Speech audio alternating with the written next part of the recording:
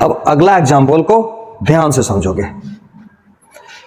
ये मान लेते हैं एक्स एक्सिस है, ये कोई पॉइंट है ओ जिसको ओरिजिन बोलेंगे, एक्स बराबर 0 समझ लो, एक्स बराबर 0 यानी ओ पॉइंट है। और यहां पर कोई पोजीशन है एक्स बराबर एक्स नॉट, और ये एक्स एक्सिस है, ध्यान से समझना। और यहां से एक पार्टिकल को छोड़ दिया गया जिसका कि मास है m। कितना मास है m, उसको छोड़ दिया गया, तो ऐसे गिरेगा, ऐसे ऐसे गिरेगा गिरेगा गिरेगा गिरेगा गिरेगा गिरेगा गिरेगा, टी टाइम पर यहां पहुंच जाएगा। फोर्स तो नीचे लगते रहेगा mg, टी टाइम पर कितना गिरेगा नीचे बताओ, टी टाइम पर कितना नीचे गिरेगा, h बराबर हाफ जी टी स्क्वायर नीचे गिरेगा। तो सवाल में बोल रहा है कि torque of mg about o कितना होगा। क्या कर रहा है सवाल में, torque of mg about o कितना होगा। वीडियो को पॉज करके खुद से ट्राई करोगे।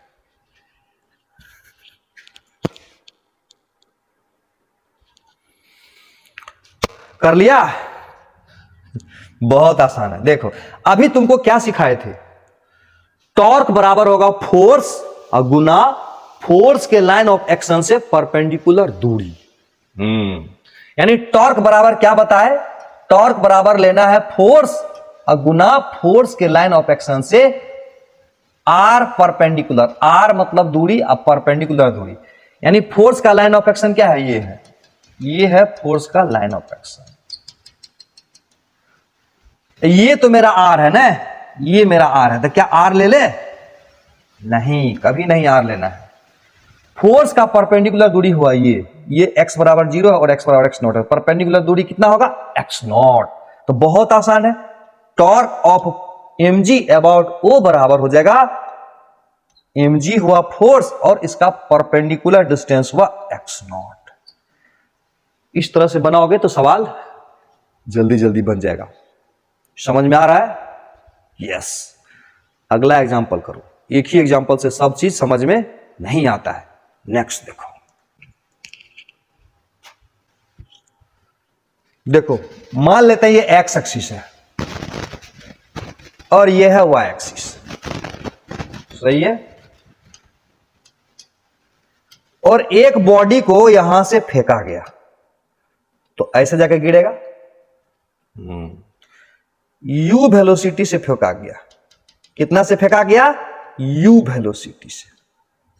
तो t टाइम पर यहां पहुंचा मान लेते हैं, तो सवाल में बोल रहा है थीटा एंगल पर फेंका गया। कितना एंगल पर, थीटा एंगल पर। तो सवाल में कह रहा है कि torque of mg about o बताओ, torque of mg about o बताओ। mg किधर होगा, इधर होगा ना, इधर होगा mg। तो mg के कारण o के अबाउट टॉर्क कितना होगा। वीडियो को पॉज करके खुद से ट्राई करोगे।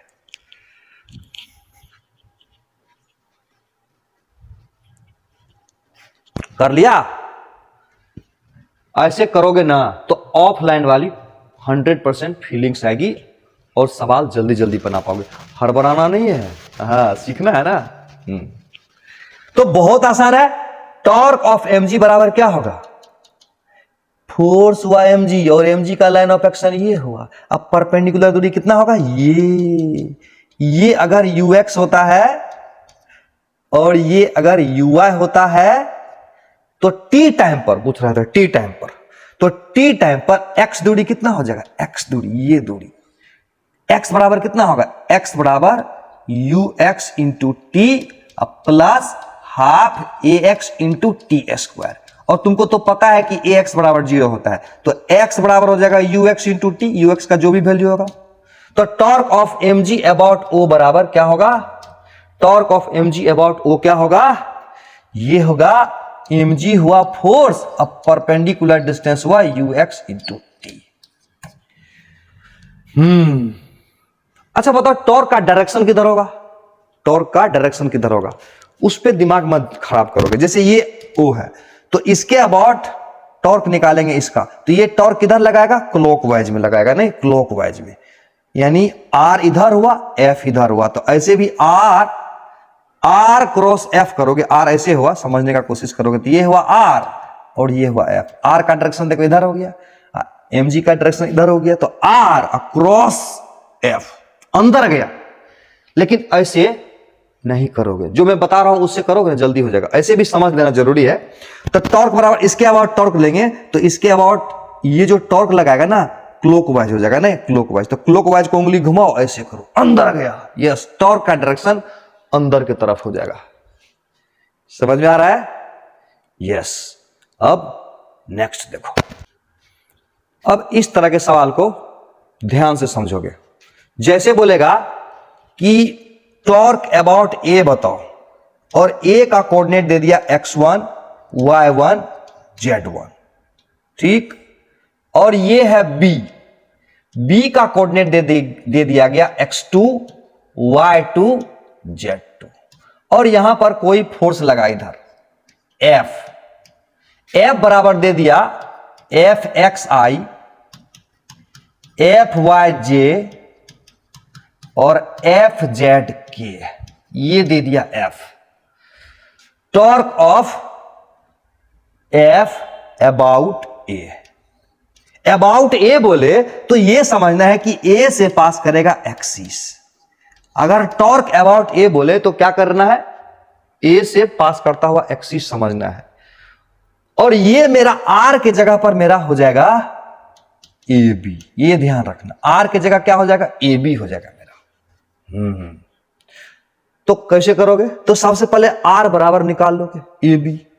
तो R बराबर कितना होगा बताओ, R बराबर क्या होगा, R बराबर हो जाएगा x2 माइनस x1i, जानते हो x2 minus x1i, y2 minus y1j, z2 minus z1k। ये R हो गया और F दिया हुआ है, तो R क्रॉस F जल्दी निकल जाएगा। समझ में आया बात? लेकिन थोड़ा क्रॉस प्रोडक्ट का आइडिया तुमको लेना पड़ेगा। जैसे देखो टॉर्क बराबर होगा क्या, टॉर्क बराबर तो होगा R क्रॉस F होगा, लेकिन क्रॉस प्रोडक्ट ही तुमको निकालने नहीं आता है, तो कैसे निकालोगे? तो इसलिए सबसे पहले क्रॉस प्रोडक्ट कैसे निकाला जाता है वो समझेंगे। पहले क्रॉस प्रोडक्ट को समझ लो। जैसे कि मान लेते हैं A है, और A बराबर दे दिया गया AXI, AYJ, AZK, और B है, B बराबर BXI, BYJ, अब BZK। A क्रॉस B पूछेगा, क्या पूछेगा, A क्रॉस B। तो पहले तो मैं तुमको जो बता रहा हूं ना उसको ध्यान से समझोगे। करना क्या है ना, यहां पर लिख देना पहले I, लिख दिया I लिख दी। अब क्या करना, I वाला को ढक दो, ट्रिक समझो, ट्रिक। I वाला को ढक दो, लेफ्ट से राइट जाना है, AYBZ लिख दिया, ब्रैकेट लो, लिखो AYBZ। अब माइनस करना है, लेफ्ट राइट किया फिर राइट लेफ्ट, AZBY, ये हो गया। फिर क्या करना है, I के बाद लगाना है -J, अब फिर ब्रैकेट शुरू करना है, अब फिर इसको ढक देना है, लेफ्ट से राइट जाना है, ध्यान रखना है, लेफ्ट से राइट, ऊपर से नीचे, AXBZ, AXBZ minus AZBX, AZBX। अब फिर करना है प्लस के, ध्यान रखना, एक बार प्लस आई फिर -J फिर प्लस के, इसको ढक देना है, लेफ्ट से right, AXBY minus AYBX, AXBY minus AYBX।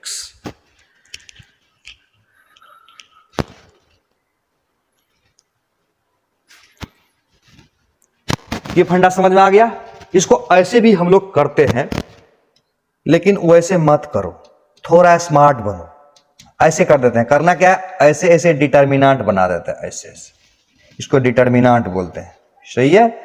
और यहां लिख देना है पहले I, फिर लिख देना है J, अब फिर लिख देना है K, और उसके बाद यहां लिख देना है AX, AY, AZ, फिर लिख देना है BX, BY, BZ। यानी A क्रॉस B रहेगा तो पहले I का लिख देंगे, फिर A का लिख देंगे, फिर B का लिख देंगे, और यहां से करेंगे शुरू बनाना। तो क्या होगा, I वाला को ले लोगे कॉमन, आई कॉमन ले लिया, आई वाला को इसको बोलते हैं रो, इसको बोलते हैं कॉलम। इसको ढक दोगे, क्या करोगे, इसको ढक दोगे, यानी इसको ढक दिए, इसको ऐसे ढक दिए, इसको ढक दिए, तो क्या होगा, ए वाई बी जेड, इसको ढक देना है तो ए वाई बी जेड माइनस ए जेड बी वाई आ जाएगा, ए वाई बी जेड माइनस ए जेड बी वाई। अब फिर आई प्लस लेंगे तो फिर लेंगे माइनस जे, फिर उसी वही प्रकार रखेंगे, ऐसे ढक देना, ऐसे ढक दोगे तो क्या बचा, देखो ए एक्स बी जेड बचा, ए एक्स बी जेड माइनस ए जेड बी एक्स, ए एक्स बी जेड माइनस ए जेड बी एक्स। अब फिर क्या करना है, फिर प्लस के ले लेना, प्लस के लोगे तो फिर ये वाला रो ये वाला कॉलम को ढक देना है, ए एक्स बी वाई माइनस ए वाई बी एक्स, ए एक्स बी वाई माइनस ए वाई बी एक्स कर देना। सही है, इसको भी ध्यान रखना हमेशा क्रॉस प्रोडक्ट में, जैसे ये आई है, फिर जे है और फिर के है, ठीक, ये चैनल अगर बोलेगा आई क्रॉस आई, जे क्रॉस जे, के क्रॉस के, सेम रहेगा तो क्रॉस प्रोडक्ट जानते हो जीरो हो जाता है। अब बोलेगा आई क्रॉस जे, आई क्रॉस जे, तो आई क्रॉस जे बोलेगा ना तो घूमना ऐसे घूमना ना, ऐसे आई क्रॉस जे बोले, आई क्रॉस जे बोले तो बराबर हो जाएगा के, सही है। अब बोले जे क्रॉस के बोलेगा तो हो जाएगा आई, जे क्रॉस के बोले तो हो जाएगा आई, और उसी प्रकार से के क्रॉस आई बोले तो हो जाएगा जे, बड़ा आसान है, के क्रॉस आई बराबर हो जाएगा जे। अब वही उल्टा घूमते तब आई क्रॉस के करेंगे, तीर का उल्टा जाएंगे तो माइनस जे, हाँ आई क्रॉस के करता तो बोलते माइनस जे, अब के क्रॉस जे बोलेगा तब माइनस आई, के क्रॉस जे बोलता तो बोलते माइनस आई। इसको ध्यान में रखोगे टॉर्क निकालते समय। आगे देखो, नीट 2018 में पूछा हुआ है, the moment of force F बराबर 4i प्लस 5j माइनस 6 के at 2 0 minus 3 about point 2 minus 2 minus 2 is given by. Video pause करके बनाओ तो नहीं, अभी वीडियो पॉज करके मत बनाओ, पहले जो मैं बता रहा हूं ना उसको पहले समझ लो। क्या कह रहा है सवाल में,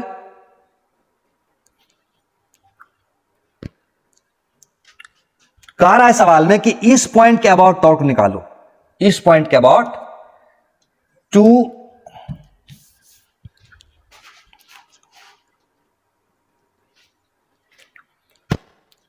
सवाल में कह रहा है कि इस पॉइंट के अबाउट टॉर्क निकालो जिसका कोऑर्डिनेट 2 माइनस 2 माइनस 2 है, और फोर्स कहां लग रहा है, फोर्स लग रहा है यहां, उसका कोऑर्डिनेट दिया हुआ है कितना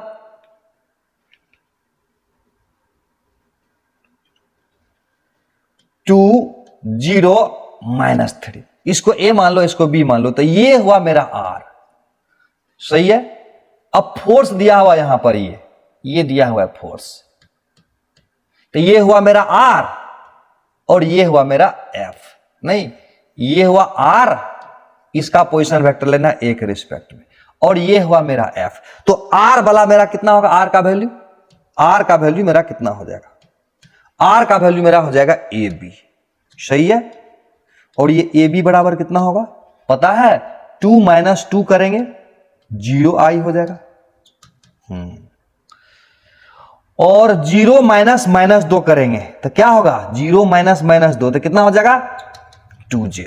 अब फिर क्या हो गया -3, अब में -2 घटाएंगे तो +2 हो जाएगा, तो यानी -k हो जाएगा। ये हुआ मेरा आर, और एफ क्या बोल रहा है, एफ क्या बोल रहा है, तो एफ बराबर बोल रहा है कितना 4i plus 5j minus 6k। तो टॉर्क बराबर क्या होगा, टॉर्क बराबर आर क्रॉस एफ। अभी जो बताया उसी को यूज करो। क्या बताया, पहले ले लो आई ले लो, और क्या करो, आई जब ले लिया तो इसको ढक दो, तो 2 गुना -6 तो -12 हुआ, -12, अब -1 गुना 5 तब -+5 हुआ। ये हो गया आई। अब फिर हो जाएगा यहां पर -j लिखेंगे, तो j वाला को ढक देना है, 0 इंटू -6 यानी 0 आ गया। अब फिर करेंगे -4 इंटू -1 तब -4 तब +4। फिर ले लेंगे यहां के जब लेते हैं तो इसको ढक देंगे, 0 इंटू 5 0, अब -4 गुना 2 8, तो ये हो जाएगा 0 -8। तो इस प्रकार से कितना आ गया, -7i आया, और ये कितना हो गया, -4j आया। यहीं पर मिल गया हमको। थोड़ा चतुर बनना पड़ता है भाई, चतुराई से काम लेना पड़ता है, थोड़ा समय बचाना सीखो। जब 2 मिल गया तो तीसरा के बारे में करना ही नहीं चाहिए, छोड़ देना चाहिए। ऐसे भी देखो यहां पर -k लिख देंगे, थोड़ा स्मार्ट बनना पड़ेगा। सही है, समझ में आ रहा है?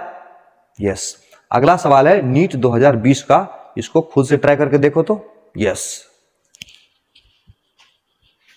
Find torque about origin when the force of 3j newton act on a particle whose position vector is 2k। Yes, क्या कह रहा है सवाल में, ध्यान से समझो।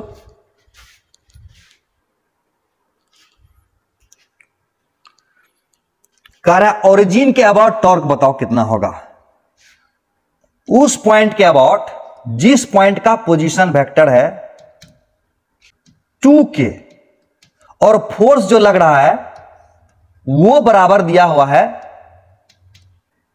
3j Newton. तो टॉर्क अबाउट ओरिजिन, इसका मतलब एक्सिस हो गया, ये एक्सिस हो गया ये, अब पोजीशन वेक्टर हो गया r, अब फोर्स हो गया ये। तो टॉर्क अबाउट ओरिजिन बराबर क्या होगा, तो ओरिजिन के रिस्पेक्ट में जहां फोर्स निकल रहा है, लग रहा है उसका हमने पोजीशन वेक्टर तो ऑलरेडी सवाल में दे रखा है। तो टॉर्क बराबर क्या करेंगे, r क्रॉस f करेंगे, नहीं, टॉर्क बराबर r क्रॉस f करेंगे। और r का मान देखो छोटा सा है, काहे उतना बड़ा फार्मूला लगाओगे। r का मान कितना है, r का मान है 2k, r का मान है 2k, और f का मान है 3j। अब बोलो कितना हो जाएगा, 3 गुना 2 6 हुआ, नहीं, और j क्रॉस k बराबर तो i होता है, k क्रॉस j बराबर क्या हो जाएगा, -i। यस, ये हुआ आंसर। समझ में आ गया क्या? ये सवाल देखो जेईई मेन 2006 में पूछा हुआ है, खुद से ट्राई करो तो। ए फोर्स ऑफ -f के act on o the origin of the coordinate system, the torque about the point 1 - 1 क्या होगा? क्या कह रहा है? वीडियो को पॉज करके तो बना पाओगे नहीं, अभी ऐसे करने का कोशिश करोगे तो थोड़ा सा दिक्कत तो आएगा, बट कॉन्फिडेंस आएगा कुछ ज्यादा। लेकिन तुम लोग ज्यादा दिक्कत झेलना पसंद नहीं करते हो, जो लड़ेगा ना वही जीतेगा। मुझे पता है कि बनाओगे तो दिक्कत होगा। चलो सवाल में क्या बोल रहा है देखो, सवाल में बोल रहा है कि टॉर्क अबाउट 1 - 1 बताओ, और जबकि फोर्स लग रहा है ओरिजिन पर, ओरिजिन के अबाउट फोर्स लग रहा है, और उस फोर्स का मान जो है ना F बराबर दिया हुआ है -F × k। इसके अबाउट टॉर्क बोल रहा है, तो एक बात तो तुमको बताए थे ना, जिसके अबाउट टॉर्क बोले तो समझना है कि उसी से एक्सिस पास करेगा। इसके अबाउट टॉर्क निकालना, इधर चाहे उधर, जिधर घुमाओ, हम तो उसमें इधर घुमाए तो इसलिए इधर घुमा देता हूं, नहीं, ये हुआ एक्सिस, याद रखना। इसके अबाउट टॉर्क निकालना है इस फोर्स के कारण, तो ये हो जाएगा मेरा r। इस बात को ध्यान से समझ लेना, ये हो जाएगा मेरा r। तो इस पॉइंट का नाम दे दो a, और इस पॉइंट का तो नाम o है ही, तो मेरा r बराबर क्या हो जाएगा, AO हो जाएगा। ये बात समझ में आ रहा है, r बराबर हो जाएगा AO। इस AO का वैल्यू कितना होगा, 0 - 1 i plus zero minus minus one, zero minus minus one j. तो आर बराबर मेरा कितना होगा, माइनस आई अब प्लस जे। और एफ बराबर कितना है, एफ बराबर माइनस एफ इंटू के। अब एक बात बताओ, टॉर्क बराबर होता है आर क्रॉस एफ। जहां सुई से काम हो जाए वहां तलवार का क्या काम। छोटा सा सवाल है, जैसे तुमको यहां से बगल में जाना है चाय पीने के लिए, तुम क्या कार भाड़ा करके जाओगे वहां पर, कार अपने कार से जाओगे, बगल में बस घर के नीचे है, घर से निकालोगे कार, नहीं ना। इसका मतलब यह हुआ कि छोटा सा सवाल है ना, बड़ा हथियार का क्या जरूरत है, बनाते हैं तुरंत। देखो आर बराबर है माइनस आई प्लस जे है, ठीक। अक्रॉस है ये माइनस एफ इंटू के।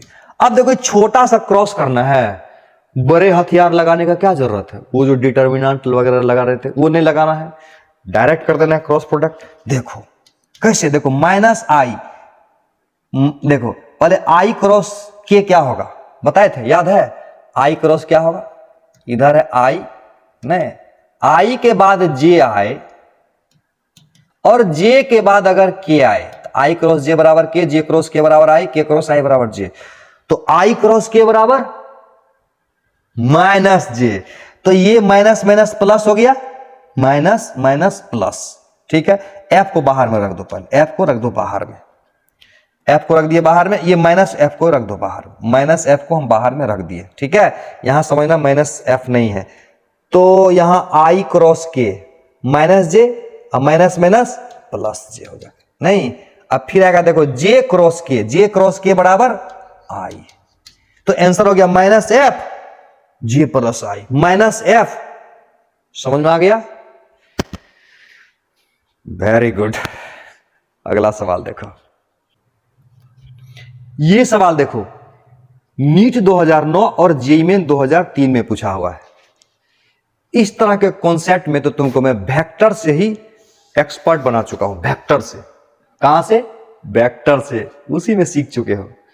एक बात पता है ना, जब दो वेक्टर एक दूसरे का परपेंडिकुलर होगा तो उसका डॉट प्रोडक्ट जीरो होगा। समझ लो एक बार और, जैसे कि अगर मान लेते हैं इधर आर है, ठीक, और इधर एफ है, मान लेते हैं, तो तुमको पता है टॉर्क किधर होगा, टॉर्क हो जाएगा इधर, टॉर्क हो जाएगा आर क्रॉस एफ। तो इसका मतलब ये जो टॉर्क है ना, एफ का परपेंडिकुलर है, हाँ, और इस आर का भी तो परपेंडिकुलर है, आर का भी परपेंडिकुलर है। यानी जो टॉर्क है ना, ये टॉर्क जो है ना परपेंडिकुलर टू आर है, तो उसको आर से डॉट करोगे तो कितना होगा, जीरो। और ये जो टॉर्क है ना एफ का भी तो परपेंडिकुलर है, एफ का भी परपेंडिकुलर है। तो जब दो वेक्टर एक दूसरे से परपेंडिकुलर होता है तो डॉट प्रोडक्ट जीरो होता है। यस, तो कौन सा होगा आंसर, ये होगा क्या, ये कभी नहीं होगा, ये गारंटी के साथ होगा, ये कभी नहीं होगा, और ये कभी नहीं होगा। इसमें तो मैं तुमको बोलूंगा कि महारत हासिल हो चुका होगा तुमको वेक्टर में ही। यस, नेक्स्ट क्वेश्चन देखो, ये सवाल देखो नीट 2012 और 1998 दोनों में पूछा हुआ है। वीडियो को पॉज करके खुद से बना के देखो तो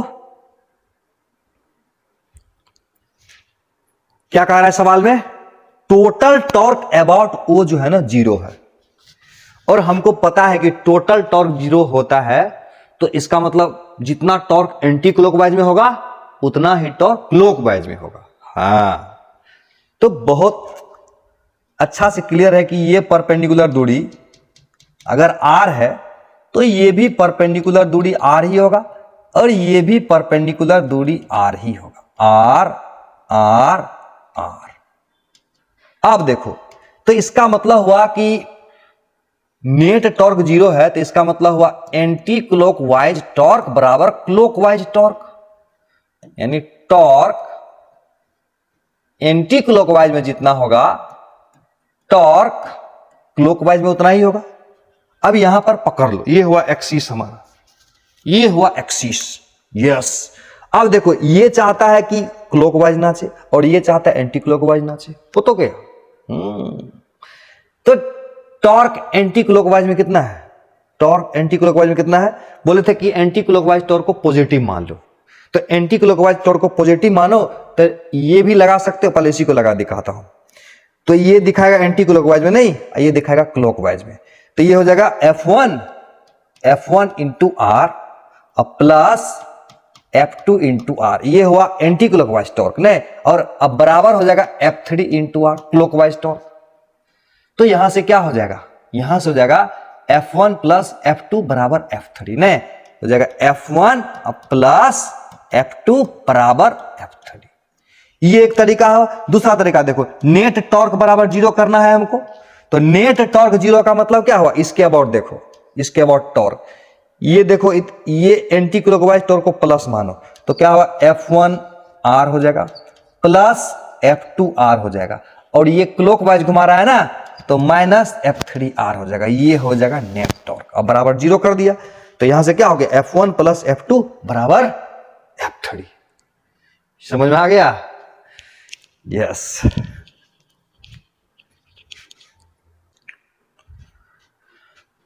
अब एक कॉन्सेप्ट को ध्यान से समझोगे, बहुत ही इंटरेस्टिंग सवाल मिलेगा इस पर। जैसे ये एक लाइन है, ठीक है, ये कोई लाइन है और इसका इक्वेशन है ax plus b y plus c बराबर 0, सही है। और ये कोई पॉइंट है P जिसका कोऑर्डिनेट है h के, और तुमसे पूछा जा रहा है कि ये परपेंडिकुलर दूरी कितना होगा,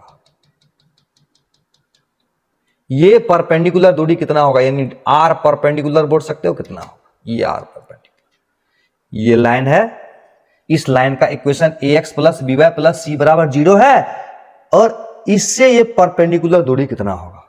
तो याद रख लेना इसको, क्या याद रख लेना है, x की जगह h रखोगे तो क्या होगा ah प्लस बी के प्लस सी, इसको रख देना मोड में क्योंकि निगेटिव नहीं होता है दूरी, और डिवाइडेड बाय क्या करोगे, x का जो कोफिशिएंट है a स्क्वायर और y का जो कोफिशिएंट है b स्क्वायर, उसको ऐसे करके रख दोगे। ये हो गया मेरा परपेंडिकुलर डिस्टेंस। जैसे कि एग्जांपल, जैसे ये एग्जांपल है, ध्यान से समझोगे, एक लाइन है ये 3x प्लस 4y प्लस 15 अब बराबर 0 है। बोलेगा इस लाइन से परपेंडिकुलर डिस्टेंस ओरिजिन का कितना होगा, ओरिजिन का परपेंडिकुलर डिस्टेंस कितना होगा, या यूं बोले कि ये लाइन ओरिजिन से, इस लाइन का ओरिजिन से कितना होगा परपेंडिकुलर डिस्टेंस, ये पूछ रहा है ये। कैसे करोगे, बहुत आसान है। क्या करोगे, इस 0 को यहां रखोगे 3 इंटू 0, अब प्लस इस 0 को यहां रखोगे 4 इंटू 0, अब प्लस यहां तो कुछ रखना नहीं है 15 ले लोगे मॉडुलस, डिवाइड कर दोगे, x में जो कोफिशिएंट है उसको स्क्वायर करोगे और y में जो कोफिशिएंट है उसको स्क्वायर करोगे और इसको यूं मार दोगे, तो ये 0 0 अब 15, 15 बट्टा 3 3 9 4 16, 15 बट्टा 5 कितना आया, 15 बट्टा 5 बराबर हो जाएगा 3 मीटर। हाँ, ये क्यों बताया मैं तुमको, ये इसलिए बताया कि कभी कभी सवाल बड़ा अटपटा ढंग से पूछ देता है, दिमाग ही नहीं काम करता है। कैसा सवाल होगा देखो, बोलेगा एक फोर्स है, ये फोर्स जो है ना लग रहा है along the line 3x plus 4y plus 12 बराबर 0। एक फोर्स है, एक फोर्स है जिसका की मैग्नीट्यूड है 20 न्यूटन, सही है, और जो एक्ट कर रहा है along the line 3x plus 4y plus 12 बराबर 0। कहता है find torque of this force about the origin. बहुत बेजोड़ सवाल। क्या कहेगा, कहेगा ए फोर्स F बराबर 20 Newton act along the line 3x plus 4y plus 12 बराबर 0, find magnitude of torque of this force about origin. कैसे करोगे, कैसे करोगे? बहुत सिंपल है, ऐसे करेंगे। टॉर्क जो होता है फोर्स लेंगे और गुना करेंगे परपेंडिकुलर डिस्टेंस। तो सिंपल सा परपेंडिकुलर डिस्टेंस तो निकालना है। तो परपेंडिकुलर डिस्टेंस बराबर कितना होगा? बोलो। 0 0 12। वीडियो पॉज करके आंसर बताओ कितना होगा। पहले से आंसर रेडी रखो, रेडी रखो, आंसर रेडी। रेडी है? Very good. अब देखो नीचे में क्या लिखेंगे? 3 square plus 4 square, 3 square plus 4 square कर लिया। तो इसका मतलब ये क्या कितना हुआ? 12/5 हो गया। तो टॉर्क बराबर कितना होगा? टॉर्क बराबर हो जाएगा 20 इंटू 12/5। ये 5 गुना 4 हो जाएगा 20। अब 12 गुना 4 बराबर हो गया 48 न्यूटन मीटर। दिमाग काम किया, कर गया। Very good. नेक्स्ट देखो,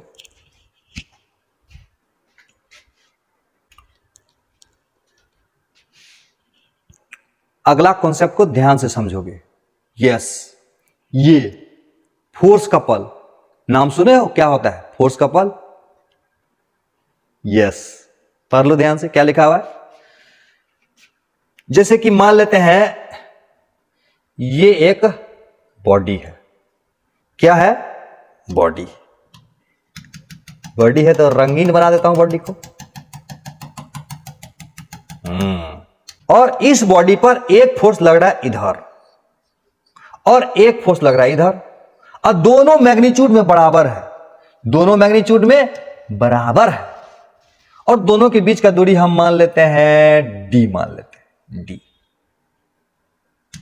हाँ, यही है टॉर्क फोर्स कपल, यानी पेयर ऑफ फोर्स जिसका मैग्नीट्यूड बराबर हो, डायरेक्शन अपोजिट हो और लाइन ऑफ एक्शन डिफरेंट हो, उसी को बोलेंगे फोर्स कपल। क्लियर है? यस। इसका कुछ खासियत है। क्या खासियत है? अब एक बात बताओ, अगर 5 न्यूटन जे है और 5 न्यूटन माइनस जे है तो नेट फोर्स कितना होगा बताओ? तो फोर्स कपल पर नेट फोर्स कितना होगा ये पहले बताओ। नेट फोर्स कितना होगा? 0। लेकिन प्रश्न उठता है कि क्या नेट टॉर्क भी 0 होगा? देखो दोनों का लाइन ऑफ एक्शन डिफरेंट है ना, तो बॉडी को तो नचा देगा, नचा। मान लेते हैं एक पॉइंट ए है और दूसरा पॉइंट है बी और बीच का पॉइंट है सी, ऐसा मान लेते हैं। बॉडी को नचा देगा ही। वो कैसे? देखो, यानी टॉर्क इसके अबाउट 0 नहीं होगा, याद रखना। नेट टॉर्क 0 नहीं होगा, इसको समझ लो। लेकिन एक और खासियत है, किसी भी पॉइंट के अबाउट टॉर्क निकालोगे ना बराबर ही आएगा। याद रखना, फोर्स कपल के केस में, यानी बॉडी पर अगर नेट फोर्स 0 होगा तो एक पॉइंट के अबाउट जितना टॉर्क होगा उतना ही टॉर्क दूसरे पॉइंट के अबाउट होगा, उतना ही टॉर्क तीसरे पॉइंट के अबाउट होगा, और वो बराबर होगा फोर्स और फोर्स के बीच का दूरी के बराबर।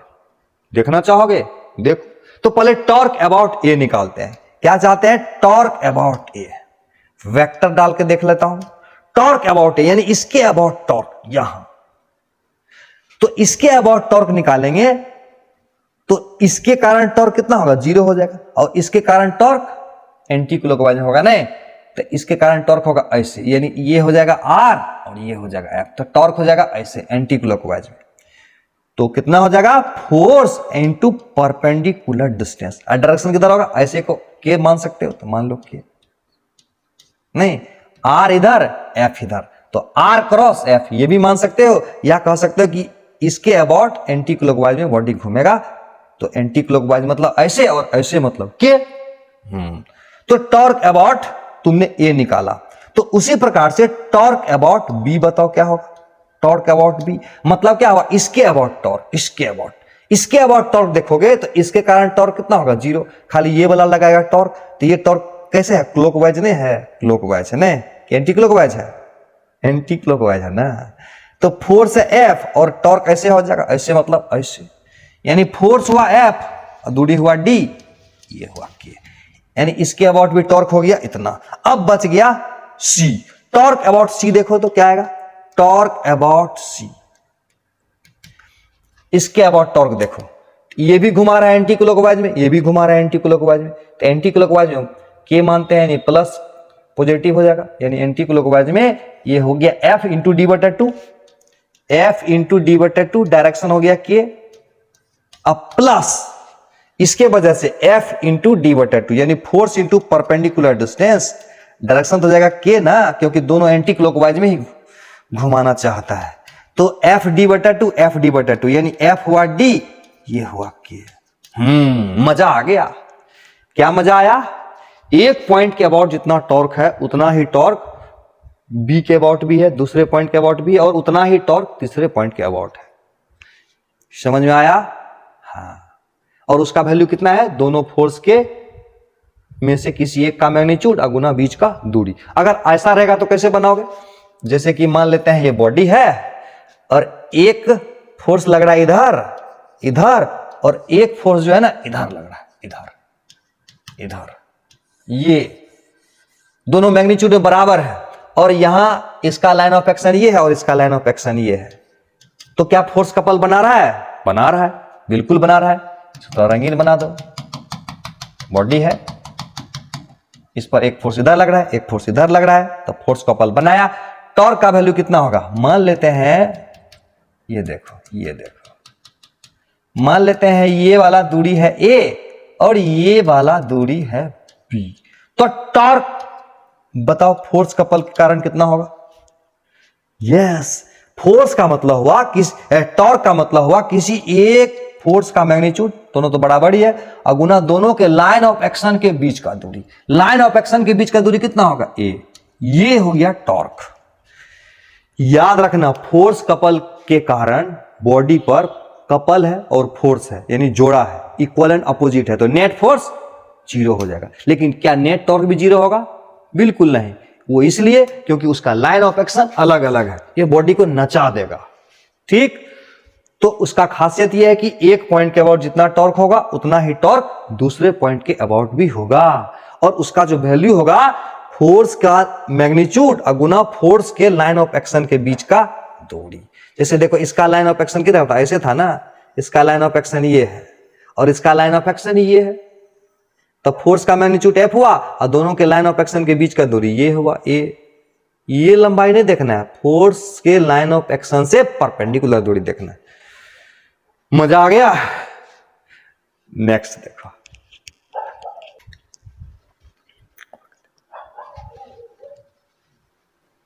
अब आगे कुछ अलग तरह का कॉन्सेप्ट समझने का कोशिश करते हैं। जैसे देखो, कोई बॉडी है, कोई बॉडी है, तो दो बात हो सकता है। क्या बात हो सकता है भाई? या तो बॉडी रेस्ट में होगा या बॉडी मोशन में होगा। सही है। रेस्ट बोले तो रेस्ट को हम लोग बोलते हैं इक्विलिब्रियम, इक्विलिब्रियम, यानी बॉडी रेस्ट में है तो क्या समझेंगे? समझेंगे कि बॉडी इक्विलिब्रियम में है। और इक्विलिब्रियम का मतलब, इक्विलिब्रियम का मतलब हुआ कि बॉडी पर नेट फोर्स जीरो होगा और बॉडी पर नेट टॉर्क जीरो होगा, यानी बॉडी ना तो भागेगा और ना ही घूमेगा। समझा बात? बॉडी ना ही भागेगा और ना ही बॉडी घूमेगा, इसी को बोलेंगे इक्विलिब्रियम। बात समझ में आया? किसको बोलेंगे इक्विलिब्रियम? नेट फोर्स जीरो और नेट टॉर्क जीरो। क्लियर है? अब सवाल उठता है कि मोशन में है, ये कैसे जानेंगे? ये तो देखने से तुमको समझ में आ जाएगा कि मोशन में है या नहीं। तो वैसे सिचुएशन में क्या होगा? बॉडी पर नेट फोर्स बराबर जीरो नहीं होगा, तब लिखेंगे नेट फोर्स बराबर मास गुना एक्सलरेशन। ये हो गया ट्रांसलेशनल मोशन के लिए, और ये एफ जो है ना एक्सटर्नल होता है, और ए जो होता है ना सेंटर ऑफ मास का होता है। यानी देखेंगे कि सेंटर ऑफ मास में अगर एक्सलरेशन है तो ये वाला फार्मूला लगाएंगे। समझे? ये तो हो गया ट्रांसलेशनल मोशन के लिए, ये वाला फार्मूला लगाएंगे। और चूंकि बॉडी मोशन में है तो रोटेट भी कर सकता है, तो रोटेट करेगा तो नेट टॉर्क जो होगा ना बराबर लिखोगे आई इंटू अल्फा। लेकिन यह प्रश्न उठता है कि टॉर्क किसके अबाउट लिखोगे और आई किसके अबाउट लिखोगे और अल्फा किसके अबाउट होगा। ये वक्त आएगा तो खुद ब खुद पता चल जाएगा, लेकिन फिलहाल समझ लो, जिस पॉइंट के अबाउट बॉडी रोटेट करेगा उसके अबाउट टॉर्क होगा, और उसी के अबाउट मोमेंट ऑफ इनर्शिया, और उसी के अबाउट एंगुलर एक्सेलरेशन अल्फा होगा। बात समझ में आ गई? यस। तो अब हम लोग यानी ये ट्रांसलेशनल मोशन के लिए ये वाला फार्मूला लिखेंगे और रोटेशनल मोशन के लिए ये वाला फार्मूला लिखेंगे। अब एक एग्जांपल से समझने का कोशिश करो। जैसे देखो, ये एक डिस्क है, ठीक, और ये जो डिस्क है ना, इस डिस्क को इसके अबाउट बांध दिया गया है, ठीक है। थोड़ा कलर कर देता हूं। ये उसका सेंटर है और इस पर इधर एक फोर्स लगाया गया, इधर ऐसे फोर्स लगाया गया F। इसका मास m है, रेडियस r है। तो स्वाभाविक बात है, पहले बताओ कौन कौन सा फोर्स लगेगा इस पर, ये बताओ फोर्स कौन कौन सा लगेगा बॉडी पर। एक तो क्लियर है कि नीचे की तरफ लगेगा mg, और एक बात पता है, अगर ये बॉडी तुमको लग रहा है कि जमीन के नीचे गिर जाएगा, जमीन पर नहीं गिरेगा क्योंकि ये सपोर्ट डाला हुआ है, तो इसका मतलब बॉडी नीचे की तरफ नहीं जा रहा है। तो इसका मतलब हुआ कि जरूर कोई ऊपरों फोर्स लग रहा होगा, ऊपर भी। तो उस ऊपर जो लगेगा ना, यहां हुआ नॉर्मल रिएक्शन, यहां पर लग रहा है नॉर्मल रिएक्शन, सही है। तो अब तुमको ये बताओ कि ये बॉडी चल रहा है कि घूम रहा है। चल रहा है मतलब उसका सेंटर ऑफ मास मूव कर रहा है कि सेंटर ऑफ मास के अबाउट रोटेट कर रहा है। यानी बॉडी घूम रहा है कि चल रहा है। चल रहा है मतलब सेंटर ऑफ मास अपना एक पोजीशन से दूसरे पोजीशन पर जा रहा है कि नहीं जा रहा है। बोलो, चल नहीं रहा है। यस, जब चल नहीं रहा है तो नेट फोर्स बराबर 0 होगा। लेकिन क्या घूम रहा है? घूम रहा है। तो घूम रहा है तो एंगुलर एक्सेलरेशन होगा, यानी टॉर्क बराबर 0 नहीं होगा। बात समझ में आया? यानी नेट फोर्स 0 होगा लेकिन नेट टॉर्क 0 नहीं होगा। तो सवाल है कि नेट फोर्स 0 का क्या मतलब? तो याद रखना, नेट फोर्स 0 का मतलब हुआ कि जितना फोर्स ऊपर लगेगा उतने फोर्स नीचे लगेगा। यानी F बराबर 0 का मतलब ये हुआ, F बराबर 0 का मतलब हुआ कि N बराबर mg प्लस F होगा। ये समझिए, N बराबर mg प्लस F, सही है। लेकिन प्रश्न उठता है कि ये अल्फा वाला फार्मूला को कैसे लगाओगे? बाद में निकालना सिखाऊंगा, लेकिन अभी कॉन्सेप्ट को ठीक से समझ लो। टॉर्क बराबर लिखेंगे, टॉर्क बराबर यहां पर क्या होगा? देखो, इसके वजह से टॉर्क क्या होगा? इसके वजह से टॉर्क इसके अबाउट घूम रहा है ना, तो इसके अबाउट बॉडी रोटेट करेगा। तो जिसके अबाउट रोटेट करेगा और ये फोर्स उसी से पास कर रहा है, तो ये फोर्स इस बॉडी को घुमाने की कैपेबिलिटी रखता है क्या? यानी ये फोर्स बॉडी को घुमा देगा? नहीं। यानी इसके कारण टॉर्क 0 हो जाएगा। क्या ये फोर्स बॉडी को घुमा देगा? यानी ये फोर्स घुमाने की काबिलियत रखता है इस बॉडी को? नहीं रखता है। ये डिस्क है तो इसके कारण भी टॉर्क 0 होगा। बच गया ये फोर्स। क्या ये फोर्स इस बॉडी को घुमा देगा? बिल्कुल घुमा देगा। इसका रेडियस मान लेते हैं r है, तो टॉर्क कितना होगा इसके वजह से? इसके वजह से टॉर्क होगा, फोर्स हुआ F, अब परपेंडिकुलर डिस्टेंस हुआ r, तो टॉर्क बराबर हो जाएगा F इंटू R। याद रखना, अब बराबर लिख देंगे I इंटू अल्फा। यस, यानी टॉर्क बराबर लिख के अब बराबर कर देंगे I इंटू अल्फा, तो निकल जाएगा ये अल्फा। मजा आ गया? यस। और सवाल करके देखो, इतना से मन नहीं भरा मेरा, तुम्हारा भी मन नहीं भरा होगा। देखो नेक्स्ट, इस एग्जाम्पल को समझोगे ध्यान से। जैसे कि मान लेते हैं ये एक रॉड है। क्या है? रॉड। Very good. और ये रॉड जो है ना, इसके यहां हिंज्ड है ऊपर, और इसको एक रस्सी से भी बांध दिया गया, एकदम किनारे में रस्सी से भी बांध दिया गया। ठीक है, थोड़ा रंगीन बना दो। तुमको पता है ना mg कहां पर लगेगा, mg लगेगा यहां पर ना। इस रॉड का मास m है, लेंथ l है, तो mg यहां पर लगेगा। कौन कौन फोर्स लगेगा वो पहले बता दो। mg लगा यहां पर, क्या ये सपोर्ट भी कुछ फोर्स लगाएगा ऊपर? बिल्कुल लगाएगा भाई, ये भी लगाएगा इधर। समझ में आ रहा है बात? अब एक बात बताओ, ये बॉडी चल रहा है कि घूम रहा है? कुछ नहीं कर रहा है, ना चल रहा है ना घूम रहा है, यानी ना तो लीनियर मोशन हो रहा है और ना ही रोटेशनल मोशन हो रहा है। जब लीनियर मोशन नहीं हो रहा है तो इसका मतलब ट्रांसलेशनल इक्विलिब्रियम में है, यानी नेट फोर्स बराबर 0 होगा बॉडी पर। सही है?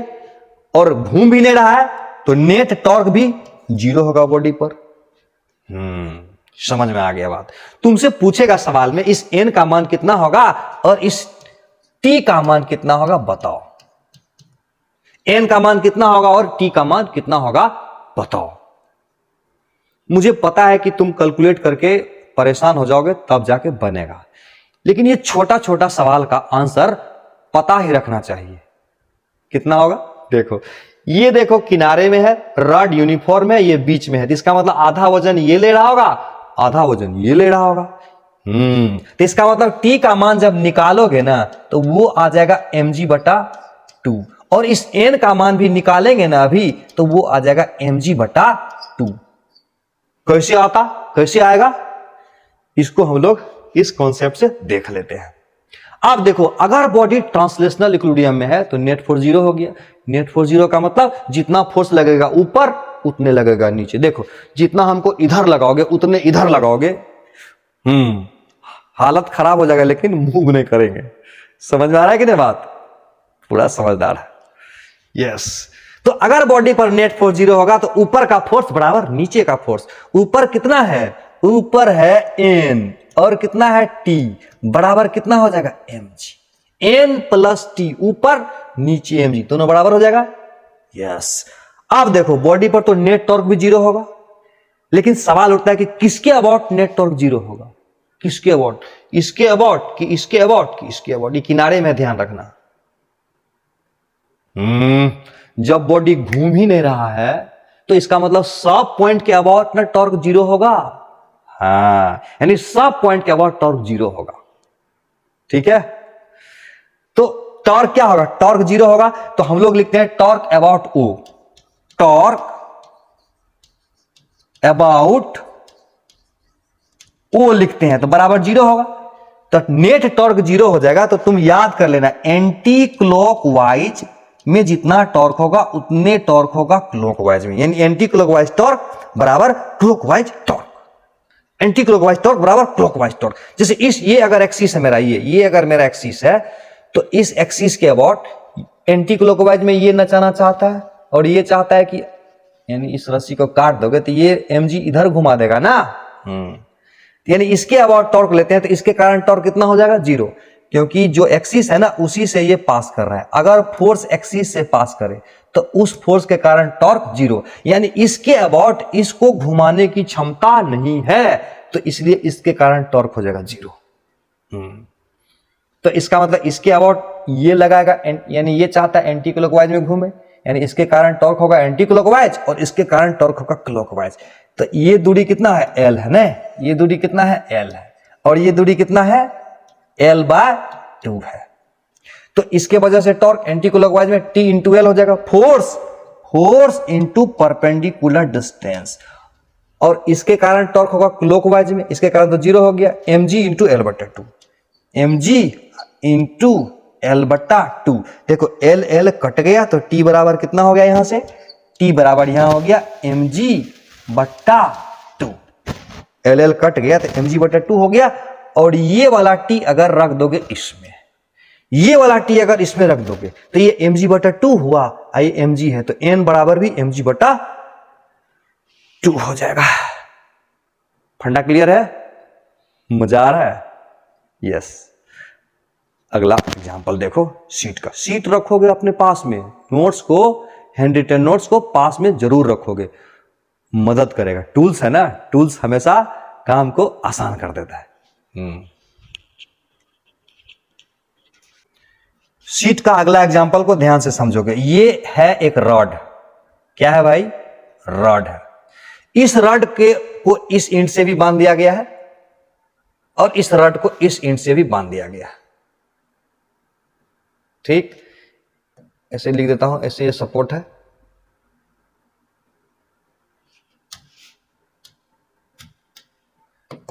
ये सपोर्ट है और ये रस्सी है, रस्सी, और ये है रॉड। क्या है? रॉड है। और रॉड का मास m है और लेंथ l है, यानी टोटल लंबाई l है, मास m है। तो इसका mg कहां पर होगा? पता है ना, रॉड का जो मास होगा ना बीच में होगा, यानी सेंटर ऑफ मास में। मानेंगे कि सारा मास यहां पर है, जानते हो कि नहीं? पूरे रॉड को पूरे रॉड के मास को उसके सेंटर ऑफ मास पर कॉन्सेंट्रेट मानते हैं हम लोग। तो यहां होगा टोटल इसका mg। तो इस पर टेंशन कितना होगा? T1, और इस रस्सी में टेंशन कितना होगा? T1। बताओ कितना होगा? अभी तो सीखे हो तुरंत। इसी तरह का था ना, यहां हिंज किया हुआ था, एक रस्सी था। कितना होगा आंसर? T1 T2 का मान। ऐसे भी देखो ना, कॉमन सेंस हमेशा लगाया करो। ये mg है, ये T1 है और ये T2, ये बीच में था। आधा वजन ये रखेगा, आधा वजन ये रखेगा। समझ में आया? यस। तो याद रखना, निकालेंगे तो T1 बराबर mg बट्टा 2 आएगा और T2 बराबर भी mg बट्टा 2 ही आएगा। कैसे निकालेंगे? पहले एक बात बताओ, ये सिस्टम है ना, ये सिस्टम मान लेता हूं। सिस्टम समझते हैं ना?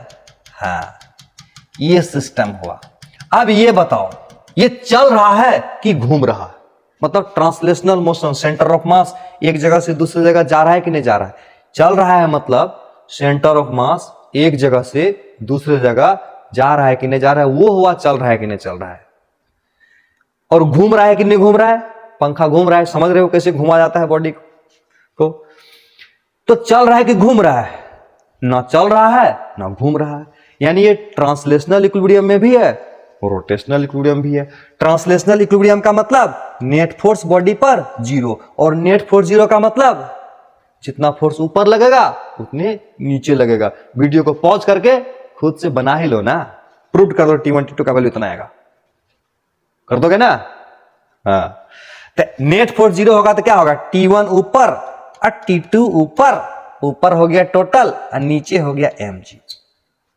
नेट टॉर्क भी 0 होगा, नेट टॉर्क भी 0 होगा। ये होगा ट्रांसलेशनल इक्विलिब्रियम और ये होगा रोटेशनल इक्विलिब्रियम। नेट टॉर्क 0 का मतलब किसके अबाउट टॉर्क 0? बॉडी जब घूम ही नहीं रहा है तो किसी भी पॉइंट के अबाउट टॉर्क लो तो 0 ही होगा। याद रखना है इसको। तो इसका मतलब इसको हम मान लेते हैं A, इसको मान लेते हैं B, इसको मान लेते हैं C। तो टॉर्क अबाउट A भी 0 होगा, टॉर्क अबाउट C भी 0 होगा, टॉर्क अबाउट B भी 0 होगा। तो कोई एक पॉइंट चुन लो, ये चुन लो। टॉर्क अबाउट A बराबर 0 कर देते हैं। टॉर्क अबाउट A बराबर 0 करेंगे तो इसका मतलब हुआ एंटी क्लॉकवाइज में जो टॉर्क होगा उतना ही टॉर्क क्लॉकवाइज में होगा, या क्लॉकवाइज में जो टॉर्क होगा उतना एंटी क्लॉकवाइज में टॉर्क होगा। तो इस पॉइंट के अबाउट अगर टॉर्क लेते हो तो इसके कारण टॉर्क कितना होगा? 0। अब देखो एंटी क्लॉकवाइज में हुआ, ये दूरी कितना है? L है, अभी तो बताया। और ये दूरी कितना है? L/2 है। तो एंटी क्लॉकवाइज में टॉर्क T1, ये T2 है। एंटी क्लॉकवाइज में torque T2 into L, T2 into L। अब क्लॉकवाइज में टॉर्क mg गुना L/2, mg गुना L/2। तो देखो L कैंसिल हो जाएगा और T2 बराबर यहां से कितना आएगा? T2 बराबर कितना आएगा? mg/2। अब इस T2 का वैल्यू सीधे इसमें डाल दो, ये mg/2, यानी T1 बराबर भी mg/2 ही आएगा। मजा आ गया? लेकिन मजा अब नहीं आने वाला है, क्योंकि सवाल जो है ना कुछ इस तरह का है। ये जो रस्सी देख रहे हो ना, ये रस्सी यहां ना बांध के यहां बांध दे, तब बोलेगा टेंशन। बताओ, अब तो खुद ही दिमाग में टेंशन हो गया, कैसे निकाले। देखो ये कह रहे थे, समझना ध्यान से, ये एक रड है, हाँ, इधर से भी बांध दिया गया, किनारे में है, और इधर से भी बांध दिया गया किनारे में, ठीक। लेकिन इस बार यहां नहीं, रस्सी को यहां लगाए, यहां रस्सी को यहां लगाए, और ऊपर में सपोर्ट ये है। ठीक कर देता हूं, ये है सपोर्ट। रॉड का टोटल मास m है, लेंथ l है। ये रॉड है, रॉड, और ये जो रस्सी है ना, यहां से यहां l/4 डिस्टेंस पर है, l/4 यहां से यहां। अब बताओ रस्सी में इधर कितना टेंशन और रस्सी में इधर कितना टेंशन होगा, ये बताना है। इसको मान लेते हैं ए पॉइंट, इसको मान लेते हैं बी पॉइंट, और इसका सेंटर ऑफ मास कहां पर होगा, दोनों के बीच में। नहीं, ये अगर L है तो L/2 अंदाज से यहां पर होगा, नहीं ये L/2, यहां होगा टोटल मास mg। क्या बोल रहा है, T1 एंड T2 का वैल्यू निकालो। मैं तो बोलूंगा कि कोशिश करो, कोशिश करोगे, अगर बन जाएगा मजा आ जाएगा, विनर वाली फीलिंग्स आ जाएगी तुम्हारे अंदर। अंदर एक विनर बैठा है तुम्हारे अंदर, उसको जगाओ। अब एक बात बताओ, बॉडी चल रहा है कि घूम रहा है? क्या हो रहा है, चल रहा है कि घूम रहा है? ना चल रहा है ना घूम रहा है। चल रहा है मतलब सेंटर ऑफ मास एक जगह से दूसरे जगह जा रहा है क्या? नहीं, तो इसका मतलब चल नहीं रहा है। चल नहीं रहा है तो नेट फोर्स क्या हो गया, 0, ठीक है। अब घूम नहीं रहा है तो नेट टॉर्क भी 0।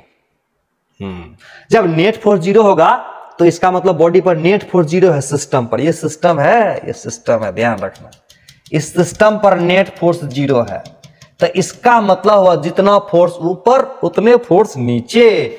ये समझ में आया, T1 प्लस T2 बराबर mg, ये समझ में आया। बॉडी घूम भी नहीं रहा है तो नेट टॉर्क 0, लेकिन किसके अबाउट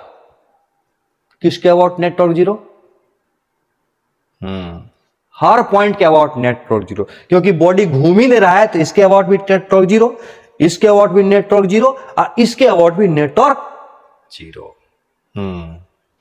तो इसका मतलब किसी के भी अबाउट नेट टॉर्क 0 कर दो, तो इसके अबाउट नेट टॉर्क 0 कर देता हूं ना, तो लिखता हूं मैं टॉर्क अबाउट ए बराबर 0 कर देता हूं। तो इसका मतलब हुआ कि जो टॉर्क एंटी क्लॉकवाइज में होगा वही टॉर्क क्लॉकवाइज में होगा, यानी एंटी क्लॉकवाइज टॉर्क नीचे छोड़ दिया हूं, बराबर क्लॉकवाइज टॉर्क। तो एंटी क्लॉकवाइज टॉर्क, यहां से देखो, यहां से अगर एक्सिस पास कराओगे तो एंटी क्लॉकवाइज में कौन टॉर्क लगेगा, ये ना। ऐसे भी देखो ना, RY/FY, R क्रॉस F इधर आया, समझता है कि ना, RY इधर, FY इधर, R क्रॉस F इधर होगा। ऐसे देखो, ये एंटी क्लॉकवाइज में टॉर्क लगाएगा और ये mg जो है ना क्लॉकवाइज में लगाएगा टॉर्क, यानी mg चाहता है क्लॉकवाइज घूमे और ये T2 चाहता है कि एंटी क्लॉकवाइज में घूमे। तो एंटी क्लॉकवाइज टॉर्क बराबर क्या लिखते हैं, T2 इंटू, यहां से दूरी लिखना है, यहां से दूरी देखो, L/4 छट गया तो यहां से कितना बचेगा, 3L/4 ना, 3L/4 बचा एंटी क्लॉकवाइज वाला टॉर्क। और क्लॉकवाइज वाला टॉर्क कितना होगा, यहां से दूरी L/2 होगा, ये mg है, तो mg इंटू L/2। बताओ T2 बराबर कितना होगा, T2 बराबर कितना होगा, ये 2 कट जाएगा, हाँ यहां बचेगा 2, 2mg/3 हो जाएगा, 2mg/3। और इसको सीधे यहां से उठा के यहां डाल देना है, तो क्या होगा, T1 प्लस 2mg/3 बराबर mg। तो T1 बराबर कितना होगा, इसको इधर ले जाओ, तो इतना तो समझदार हो ही तुम। ये हो गया आंसर, मजा आ गया है कि नहीं? और एकदम अलग ही स्टाइल का सवाल दे रहा हूं, उसको भी ध्यान से देखोगे। इस बार क्या करेंगे ना, इस रस्सी को यहां बांध देंगे और देखो क्या करता हूं, ध्यान से देखोगे, बिल्कुल स्टाइलिश सवाल है, ध्यान से देखोगे, ध्यान से। जैसे ये एक रॉड है, क्या है, रॉड, लंबा ले लेता हूं, समझने में मजा आएगा। यस, इसको इधर भी बांध दिया, बांध दो किनारे से, और इधर भी बांध दिया किनारे से, बांध दिया, ठीक है। सपोर्ट दे दो, यहां पर दे दिया।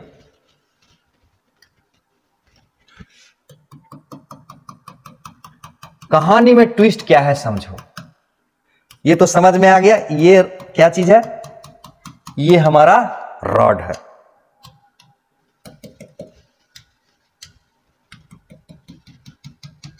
और इसका मास कैपिटल एम है, लंबाई एल है, तो इसका सेंटर ऑफ मास कहां पर होगा, यहां पर होगा, यहां नहीं, यहां पर। तो अभी तो ये टेंशन, अगर तुमसे पूछता कि T1 कितना होगा और पूछे कि ये T2 कितना होगा, तो इसका जवाब तो तुम तुरंत दे दोगे। लेकिन सवाल में ट्विस्ट क्या है पता है, सवाल में ट्विस्ट है कि यहां पर एक स्मॉल मास x दूरी पर रख दिया गया है, x दूरी पर, कितना दूरी पर, x दूरी पर, यानी ये भी अपना वजन लगा रहा है इधर। अब बताओ ये T1 T2 कितना होगा, ये ट्विस्ट था कहानी में।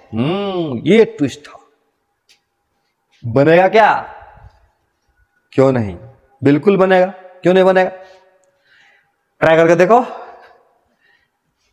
इसको मान लो ए, इसको मान लो बी, इसको मान लो सी, इसी को मान लो बी, इसको मान लो डी। आप देखो बॉडी चल रहा है कि घूम रहा है, क्या कर रहा है, ना चल रहा है और ना ही घूम रहा है।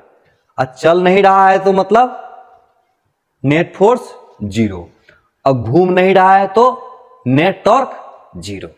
तो सबसे पहले ट्रांसलेशनल इक्विलिब्रियम की बात करते हैं।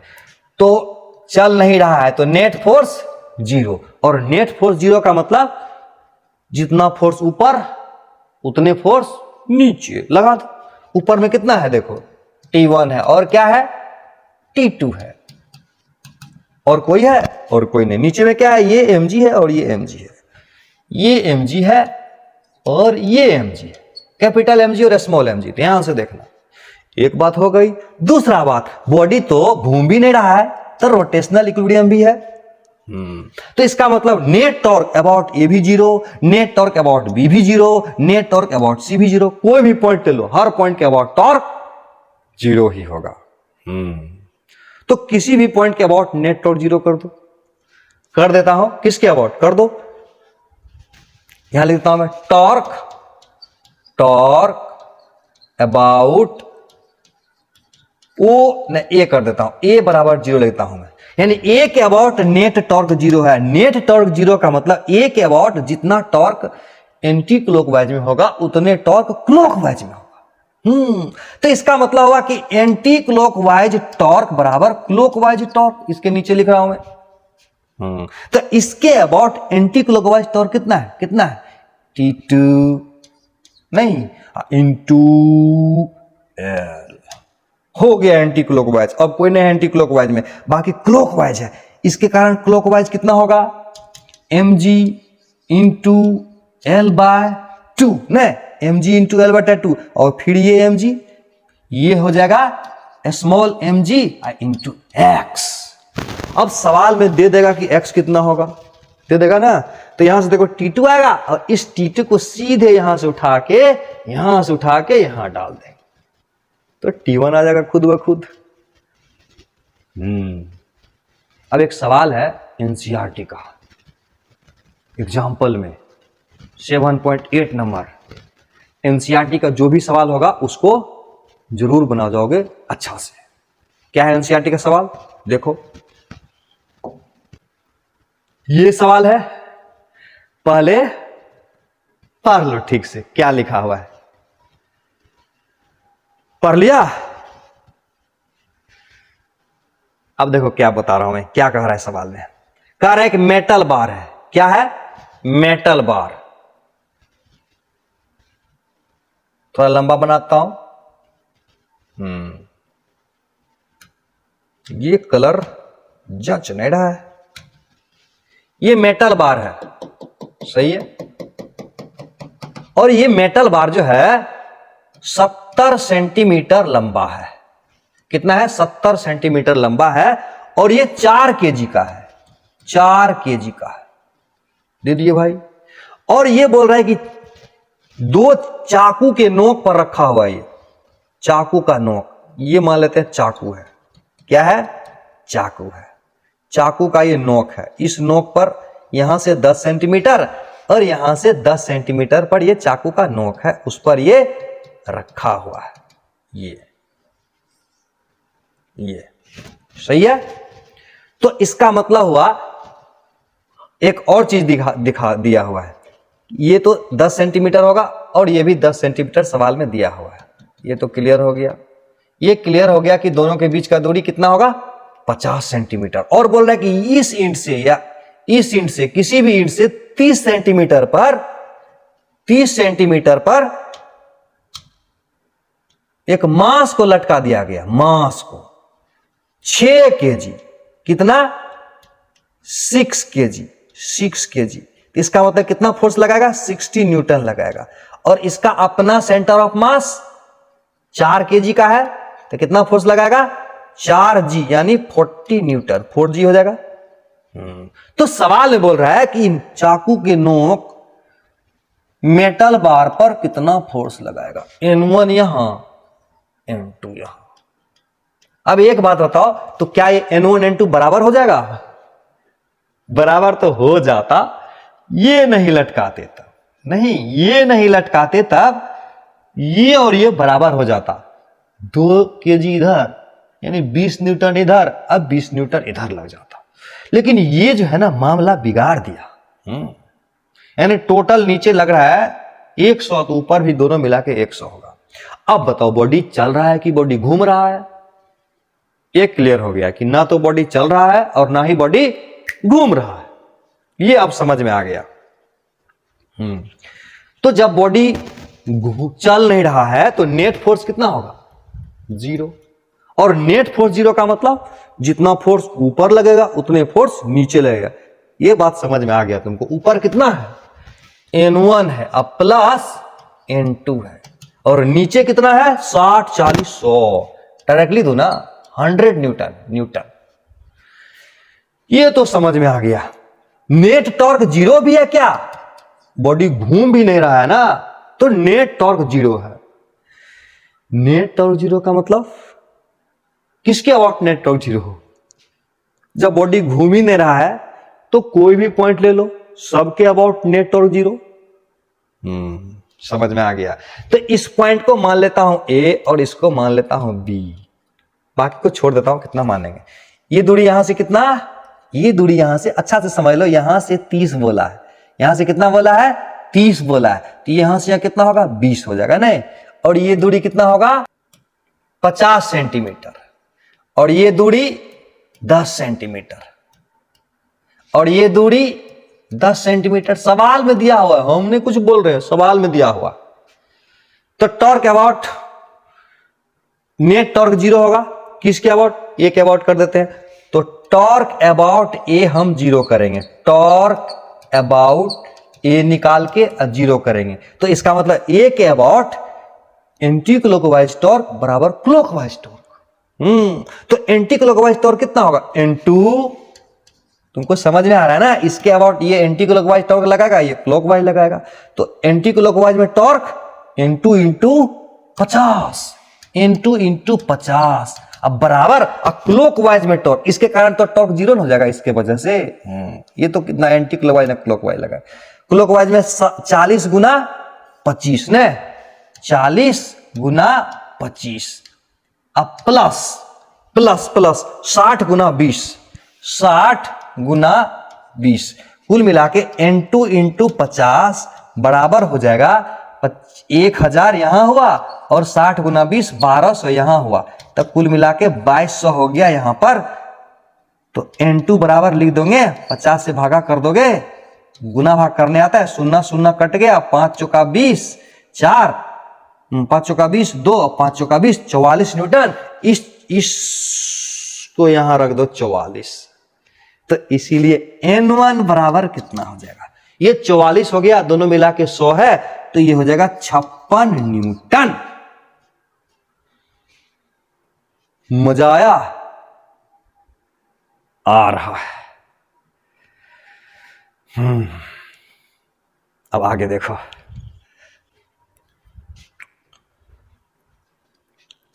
अब मैं तुमको बहुत ही इंपॉर्टेंट चीज बताने जा रहा हूं जो एनसीईआरटी में दिया हुआ है, जेईई और नीट के लिए इंपॉर्टेंट हो सकता है नहीं, इंपॉर्टेंट है। और वो सवाल जिसे तुम लोग डर जाते हो, सीढ़ी वाला प्रॉब्लम, क्वेश्चन देखते ही हालत खराब हो जाता है, डर जाते हैं हम लोग।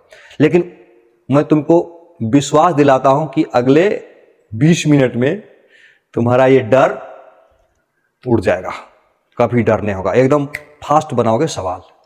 देखो क्या है कॉन्सेप्ट इसका।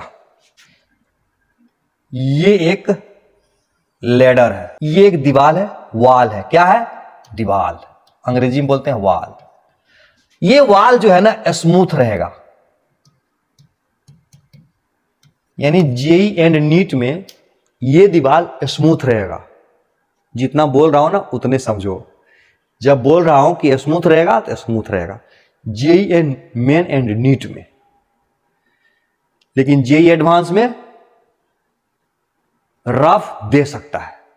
जितना बोल रहा हूं उतना समझ जाओ, अच्छा रहेगा। कायदे में रहोगे तो फायदे में रहोगे। यस, लेकिन ये वाला जो सरफेस है ना पक्का रफ होगा। इस बात को अभी तुमको फील करा देता हूं, महसूस करना बहुत जरूरी होता है फिजिक्स में। दिमाग का भी इस्तेमाल करोगे ना तो जल्दी सवाल बनाओगे। मैं बताता हूं कि ये फोर्स होना क्यों जरूरी है, इसको ध्यान से समझोगे। एकदम बेहतरीन कॉन्सेप्ट सीखने का कोशिश करो। अब देखो, ये लेडर है तो इसका अपना मास होगा, तो इसका मास मान लेते हैं m है, तो mg लगेगा इसका नीचे। अब देखो दीवार के कांटेक्ट में है तो दीवार नॉर्मल रिएक्शन लगाएगा, तो मान लिया जाए कि N1 है। अब देखो रही बात सरफेस पर, तो ये भी नॉर्मल रिएक्शन लगाएगा बॉडी पर, तो उसको मैं मान लेता हूं N2। अब प्रश्न ये उठता है कि यहां फ्रिक्शन लगना चाहिए कि नहीं लगना चाहिए। यहां तो लग गया नॉर्मल। अब देखो ये रड है, ये रड है, इस पर फोर्स लग रहा है लेफ्ट साइड। अगर बॉडी पर राइट साइड फोर्स नहीं लगेगा, यानी तुम पर अगर लेफ्ट साइड फोर्स लगे तो किधर मूव कर जाओगे? लेफ्ट। अगर चाहते हो कि मूव नहीं करे तो जितना लेफ्ट साइड लग रहा है उतने राइट साइड लगाना पड़ेगा। तो यानी अगर ये फ्रिक्शन नहीं होता तो इस N1 को बैलेंस नहीं कर पाएगा फोर्स। अगर N1 को काउंटर बैलेंस नहीं करेगा तो बॉडी क्या होगा? इधर भाग जाएगा, करके गिर जाएगा। यानी यही वाला फ्रिक्शन इसको गिरने नहीं दे रहा है, इसको गिरने नहीं दे रहा है। समझ आया बात? यानी ये वाला फ्रिक्शन रड को गिरने नहीं, यानी सीढ़ी को गिरने नहीं देगा। सीढ़ी है, सीढ़ी, लेडर। तो सवाल में पूछे, कहेगा कि म्यू का मिनिमम वैल्यू कितना होगा, ये बताओ। क्या पूछेगा? म्यू का मिनिमम वैल्यू कितना होगा। इसका मतलब लिमिटिंग केस बोल रहा है, लिमिट में, यानी उससे अगर कम हो जाएगा तो स्लिप कर जाएगा लैडर। यही हुआ इसका मतलब लिमिटिंग वैल्यू। और लिमिटिंग केस में फ्रिक्शन लिमिटिंग वाला लगेगा। कॉन्सेप्ट पहले समझ लो। तो F बराबर म्यू इंटू एन लिखेंगे। अगर लिमिटिंग केस ना होता तो F बराबर म्यू इंटू एन नहीं लिखते हैं। अंडर लिमिटिंग कंडीशन F बराबर म्यू एन लिखते हैं क्या?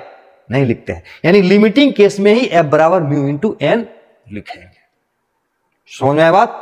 तो इसका मतलब म्यू मिनिमम बोल रहा है तो लिमिटिंग वाला केस यूज करेंगे। ऐसे एक कॉन्सेप्ट सीख लो कि जब भी बोले मिनिमम वैल्यू किसी भी चीज का या बोले मैक्सिमम वैल्यू निकालो, ठीक है, तो उसका लिमिटिंग वाला केस लेके उसको सॉल्व कर देंगे और उससे जो वैल्यू आएगा ना वही मेरा जो पूछ रहा है वो होगा। यानी बोलेगा म्यू मिनिमम तो वही होगा म्यू मिनिमम। अगर पूछता म्यू मैक्सिमम तो वही होता म्यू मैक्सिमम। कोई भी चीज कहीं भी मैक्सिमम या मिनिमम की बात करेंगे तो लिमिटिंग कंडीशन का यूज करोगे। समझ में आया ना? हाँ। तो फ्रिक्शन तो जरूर लगेगा। ये एंगल थीटा है तो ये F बराबर हो जाएगा ये तो क्लियर हो गया कि F बराबर कितना हो जाएगा, ये F बराबर कितना हो जाएगा, म्यू इंटू एन। तो ये फ्रिक्शन यहां लग रहा है ना, तो यहां का नॉर्मल लेंगे ना ये, तो म्यू इंटू N2 होगा ना जी, म्यू इंटू N2। ये हमको समझ में आ रहा है। चलो अब लिखते हैं, इक्वेशन लिखते हैं। अब एक बात बताओ कि ये लेडर चल रहा है कि घूम रहा है? क्लियर हो चुका है ना, ये चल रहा है और ना ही घूम रहा है। तो इसलिए ये लेडर ट्रांसलेशनल इक्विलिब्रियम में भी है और रोटेशनल इक्विलिब्रियम में भी है। अब जब बात करेंगे ट्रांसलेशनल इक्विलिब्रियम का, तो नेट फोर्स जीरो करेंगे, और नेट फोर्स जीरो मतलब ऊपर का फोर्स बराबर नीचे का फोर्स, दायां का फोर्स बराबर बायां का फोर्स। यही था, अगर ये फ्रिक्शन नहीं होता तो बायां तो लग रहा था लेकिन दायां उसको बैलेंस ही नहीं कर रहा था, इसलिए लगना जरूरी था, वरना ये तो गिर जाता। तो नेट फोर्स जीरो होगा ट्रांसलेशनल इक्विलिब्रियम में। तो नेट फोर्स जीरो का मतलब ऊपर वाला नीचे, यानी N2 बराबर, यानी N2 बराबर mg, नहीं N2 बराबर mg, N2 बराबर mg, और N1 बराबर F। ठीक है, अगर लिमिटिंग केस नहीं है तो इसको F ही छोड़ देंगे। अगर लिमिटिंग केस यानी म्यू मिनिमम, म्यू मैक्सिमम ऐसा कुछ पूछ रहा है तो यहां पर हम लिख देंगे F बराबर म्यू इंटू एन। एन की कौन सा, यहां पर जो फ्रिक्शन है तो यहां का नॉर्मल लेंगे ना, तो म्यू इंटू N2। अब देखो म्यू इंटू N2, N2 बराबर तो ऑलरेडी mg है, N2 बराबर mg है, तो यानी N1 बराबर ये हो गया, यानी ये इक्वेशन नंबर 1 और ये इक्वेशन नंबर 2। अब एक बात बताओ, कितना अननोन है इसमें, कितना अननोन है? इसको अगर छोड़ दें तो एक अननोन, दो अननोन, यानी N1 अननोन, म्यू अननोन और N2 अननोन, 3 अननोन है। और तुमको पता है जितना अननोन उतना इक्वेशन चाहिए प्रॉब्लम को सॉल्व करने के लिए, पता है बात? नहीं पता। जितना अननोन हो उतना ही इक्वेशन लाओगे तभी अननोन सॉल्व होगा। तो यानी 2 इक्वेशन है, एक इक्वेशन और लाना पड़ेगा तुमको।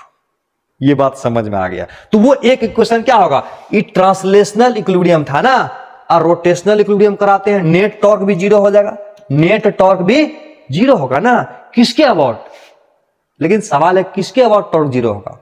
तो मुझे पता है कि हर पॉइंट के अबाउट नेट टॉर्क जीरो होगा,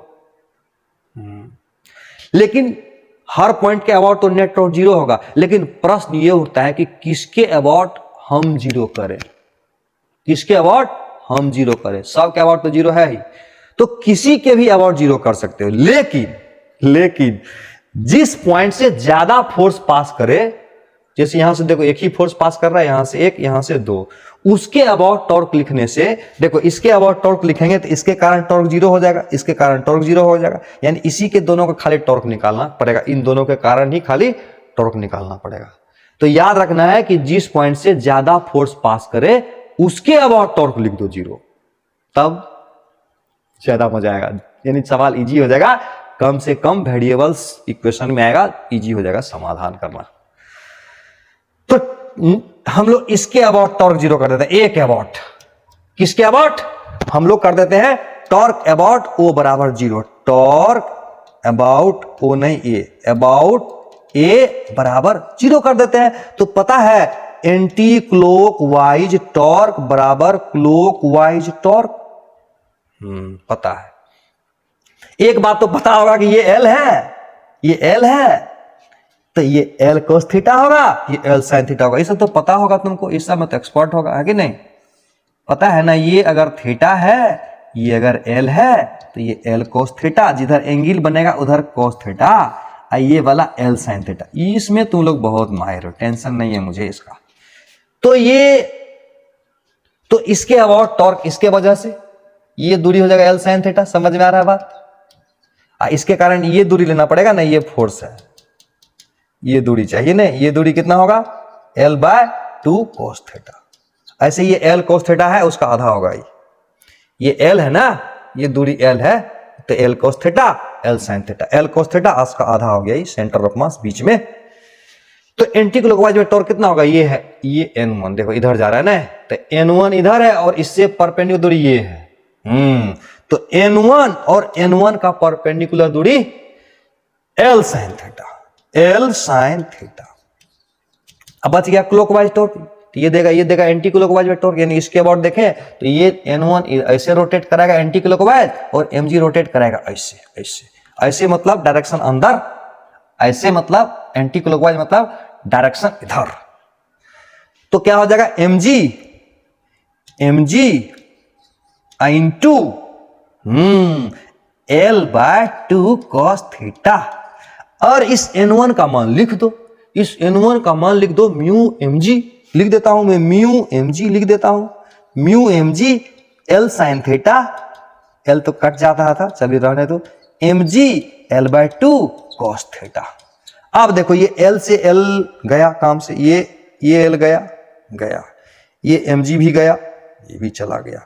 अब देखो म्यू साइन थीटा अब cos थीटा बटा 2, ये साइन थीटा को नीचे रख दो, तो ये साइन थीटा नीचे रख दोगे तो म्यू बराबर कितना हो जाएगा, म्यू बराबर हो जाएगा cos theta by sine theta बराबर cot थीटा, cot थीटा बटा 2 रहे, 2 हो जाएगा। समझ में आया? यही म्यू अगर मिनिमम कह रहा है तो ये मिनिमम है, अब मैक्सिमम बोलता तो यही मैक्सिमम होता। इसका मतलब इससे अगर कम म्यू दे दोगे ना, ये गिर जाएगा नीचे। म्यू मिनिमम का मान यही हुआ कि कम से कम म्यू कितना देंगे कि सीढ़ी नहीं गिरे, अगर इसे कम देंगे तो स्मूथ हो जाएगा यानी गिर जाएगा। समझ में गया बात? समझ में आ गया बात? अब हम लोग एनसीईआरटी का सवाल बनाएंगे, उससे पहले एक कॉन्सेप्ट और सीख लो, ध्यान से देखो। कॉन्टैक्ट फोर्स का नाम सुने हो? Contact force, contact force, contact force जब दो बॉडी कॉन्टैक्ट में रहे तब लगता है, जब दो बॉडी कॉन्टैक्ट में रहे तब लगता है। जैसे एक हुआ नॉर्मल रिएक्शन, नाम सुने हो? Normal reaction. और दूसरा फ्रिक्शन, ये भी जब बॉडी कांटेक्ट में रहेगा ना तब लगता है फ्रिक्शन फोर्स। समझा देता हूं कैसे। जैसे देखो बढ़िया समझना, जैसे कि ये एक बॉडी है, ठीक है, और रखा हुआ है सरफेस पर, इस सरफेस पर रखा हुआ है बॉडी, ये बॉडी है, ठीक, और इसका मास m है, तो इस पर अभी क्या लगेगा? सिर्फ और सिर्फ नॉर्मल लगेगा, तो सरफेस पर हॉरिजॉन्टल पर रखा हुआ है। दूसरा केस देखो, ये बॉडी है, ये सरफेस है, बॉडी नहीं है, और इस बॉडी पर एक एक्सटर्नल फोर्स इधर लग रहा है। क्या लग रहा है? एक एक्सटर्नल फोर्स इधर लग रहा है। अब देखो एक्सटर्नल फोर्स इधर लग रहा है तो फ्रिक्शन लगेगा इधर, फ्रिक्शन लगेगा इधर, और नॉर्मल रिएक्शन लगेगा इधर। तो इसका मतलब ये नॉर्मल रिएक्शन हुआ और ये हुआ फ्रिक्शन, और दोनों का जो रिजल्टेंट हुआ ना, ये R जो बोल रहे हो ना, तो R बराबर जो है एक्चुअली में R बराबर है N प्लस F फैक्टर। इसको बोलते हैं कॉन्टैक्ट फोर्स या रिएक्शन फोर्स भी बोलते हैं। क्या बोलेंगे? रिएक्शन फोर्स या रिजल्टेंट ऑफ कॉन्टैक्ट फोर्स। समझा कि नहीं बात? इसको बोलेंगे या तो बोलेंगे रिजल्टेंट ऑफ कॉन्टैक्ट फोर्स या बोलेंगे रिएक्शन फोर्स। इसका मैग्नीट्यूड क्या होगा? इसका मैग्नीट्यूड होगा, देखो ये कितना है? n है, और ये कितना है? f है, दोनों एक दूसरे का परपेंडिकुलर है। तो समझ में आ रहा है ना, ये n square plus f square जो हुआ, वो क्या हुआ? ये हुआ मेरा रिएक्शन फोर्स। जैसे ये एग्जांपल देखो,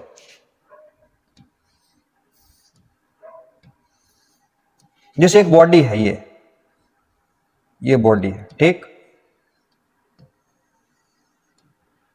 नॉर्मल रिएक्शन लगेगा इधर, अब फ्रिक्शन किधर लगेगा? इधर लगेगा, नहीं फ्रिक्शन इधर लगेगा, क्योंकि इधर mg sin थीटा लग रहा है। ये तो क्लियर है कि इधर mg sin थीटा लग रहा है। mg sin थीटा मेरा कांटेक्ट फोर्स नहीं है, रिएक्शन फोर्स नहीं है, ये दोनों है, यानी ये बॉडी है, ये n और f ये दोनों कांटेक्ट फोर्स है, और इसका जो रिजल्टेंट होगा ना, रिजल्टेंट, ये रिजल्टेंट, ये मेरा रिएक्शन फोर्स या कांटेक्ट फोर्स है। कांटेक्ट फोर्स बोलेंगे या रिएक्शन फोर्स बोलेंगे या रिजल्टेंट ऑफ कॉन्टैक्ट फोर्स बोलेंगे, बराबर क्या होगा N square plus F square का रूट।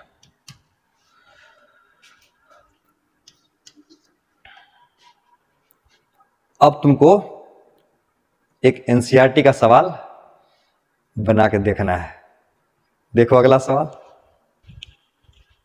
एनसीईआरटी का 7.9 पढ़ लो सवाल को ठीक से पढ़ लो। क्या कह रहा है सवाल,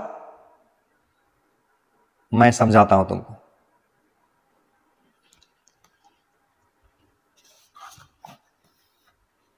यही है, ये देखो एक सीढ़ी है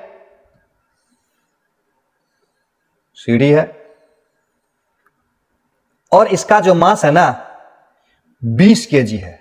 मास कितना है 20 केजी और लंबाई जो है ना वो 3 मीटर है और ये दूरी है 1 मीटर। यहां से यहां है 1 मीटर और ये दूरी है 3 मीटर। ये दूरी है 3 मीटर। तो बोल रहा है कि वाल पर रिएक्शन फोर्स कितना होगा और इस पर रिएक्शन फोर्स कितना होगा, ये पूछ रहा है। यानी इसको हम मान लेते हैं N1 और इसको हम यहां पर मान लेते हैं N2। फ्रिक्शन क्लियर है किधर होगा, तो यहां पर रिएक्शन फोर्स निकालने का मतलब क्या हुआ, ये निकालना है हमको। अंतिम में क्या निकालना है, F इधर N2 इधर, तो F और N2 का रिजल्टेंट होगा R, यानी N2 square plus F square बोल रहा है और N1 का मान ये पूछ रहा है हमको। क्लियर हो गया, ये तो बहुत आसान है, तुरंत बन जाएगा। देखो फटाफट देखो, यहां गिराओ, वजन कितना है 20 केजी, कितना फोर्स लगेगा 200 न्यूटन लगेगा इधर। नहीं, अब देखो चल रहा है कि घूम रहा है, बहुत बार हो गया सवाल है कि नहीं। तो ये ना ही चल रहा है ना ही घूम रहा है, तो इसका मतलब हुआ नेट फोर्स 0 है। और नेट फोर्स 0 का मतलब N2 बराबर 200, एक इक्वेशन। उसके बाद देखो बायां वाला दायां, यानी N1 बराबर F ही निकालना है, म्यू इंटू एन का जरूरत नहीं है यहां पर। समझ में आया, लिमिटिंग इक्विलिब्रियम में है ऐसा कोई जरूरी नहीं है, अंडर लिमिटिंग इक्विलिब्रियम भी हो सकता है। कितना इक्वेशन N1 कितना unknown, N1 unknown, N2 unknown और F भी अननोन है। 2 इक्वेशन है, 3 अननोन है, एक इक्वेशन और चाहिए। कैसे निकलेगा, इससे निकलेगा। घूम भी नहीं रहा है बॉडी तो नेट टॉर्क 0 होगा, लेकिन नेट टॉर्क 0 किसके अबाउट करेंगे, जिसके अबाउट ज्यादा फोर्स पास करे, इसके अबाउट कर देते हैं नेट टॉर्क। ठीक है, about A, net torque about A. पता है एंटी क्लॉकवाइज टॉर्क बराबर क्लॉकवाइज टॉर्क, इसके अबाउट एंटी क्लॉकवाइज टॉर्क बराबर क्लॉकवाइज टॉर्क। तो इसके अबाउट टॉर्क इसके वजह से 0, इसके वजह से 0, तो एंटी क्लॉकवाइज ये निकालेगा, लगाएगा एंटी क्लॉकवाइज टॉर्क, इसके अबाउट चाहेगा ऐसे घूमे, ये चाहेगा क्लॉकवाइज घूमे। तो ये दूरी तो समझ में आ ही गया होगा, ये दूरी 1 है, ये आधा मीटर हो जाएगा, हाफ मीटर, 0.5 कर दो 0.5 मीटर। तो इसके कारण टॉर्क कितना होगा N1 इंटू ये दूरी चाहिए, ये 3 है ये 1 है, तो ये कितना होगा 3 स्क्वायर माइनस 1 स्क्वायर। 9 में से 1 गया 8, 2 दूना 4 दूना 8, 2√2। तो N1 इंटू फोर्स ये हुआ N1 और इसका परपेंडिकुलर दूरी कितना है यहां से 2√2। N1 इंटू 2√2 क्लॉकवाइज वाला टॉर्क 200 गुना 0.5, 200 गुना 0.5, यानी N1 इंटू 2√2